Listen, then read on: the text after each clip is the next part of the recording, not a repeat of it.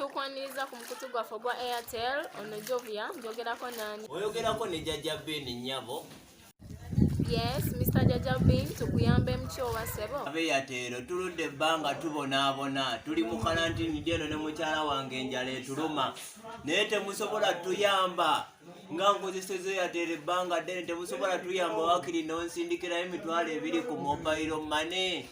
Enjala etuluma tuli eno twasiraana tusiibye enjala mugazi we mulaba engeri gyatunulamu enjala etuluma nnyabo abakampuni Airtel bannaye mutusindikire ku ssente nga tuwagidde omukutu gwammwe.